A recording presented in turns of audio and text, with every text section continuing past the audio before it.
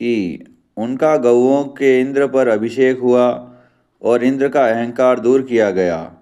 फिर भगवान ने रास क्रीड़ा की। उसके बाद केशी दानव मारा गया। फिर वे अक्रूर के कहने पर मथुरापुरी में गए। वहाँ भी श्री कृष्ण ने कुबलिया पीड़ हाथी और मल्लराज चाणूर को मौत के घाट उतारा। दैत्यों के स्वामी भोजराज कंस को भी मारा गिराया। उग्रसेन को मथुरा का राजा बनाया। जरासंध की असंख्य भयंकर सेनाओं का संहार किया। युधिष्ठिर के राजसूय यज्ञ में वे शिशुपाल का भी वध किया। उसके बाद महाभारत के युद्ध आरंभ होकर समाप्त हो गया। इस प्रकार पृथ्वी का बहुत बड़ा भार उतर गया। तदंतर भगवान श्री कृष्ण समस्त यदुवंशियों को तीर्थ यात्रा के लिए प्रभास क्षेत्र में ले गए। वहाँ उनमें परस्पर कलह आरंभ हो गया और उस महाभयंकर कलह अग्नि में समस्त यादव वंश जलकर भस्म हो गया।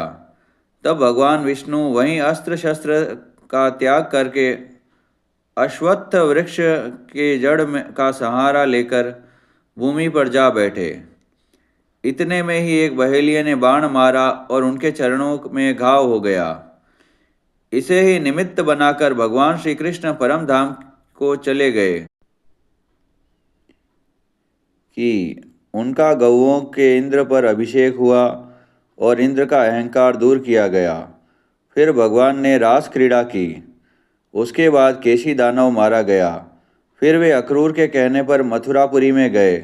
वहाँ भी श्री कृष्ण ने कुबलिया पीड़ हाथी और मल्लराज चाणूर को मौत के घाट उतारा। दैत्यों के स्वामी भोजराज कंस को भी मारा गिराया। उग्रसेन को मथुरा का राजा बनाया।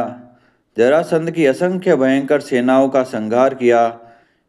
युधिष्ठिर के राजसूय यज्ञ में वे शिशुपाल का भी वध किया। उसके बाद महाभारत के युद्ध आरंभ होकर समाप्त हो गया। इस प्रकार पृथ्वी का बहुत बड़ा भार उतर गया। तदंतर भगवान श्री कृष्ण समस्त यदुवंशियों को तीर्थ यात्रा के लिए प्रभास क्षेत्र में ले गए। वहाँ उनमें परस्पर कलह आरंभ हो गया और उस महाभयंकर कलह अग्नि में समस्त यादव वंश जलकर भस्म हो गया। तब भगवान विष्णु वहीं अस्त्र शस्त्र का त्याग करके अश्वत्थ वृक्ष के का सहारा लेकर भूमि पर जा बैठे। इतने में ही एक बहेलिये ने बाण मारा और उनके चरणों में घाव हो गया।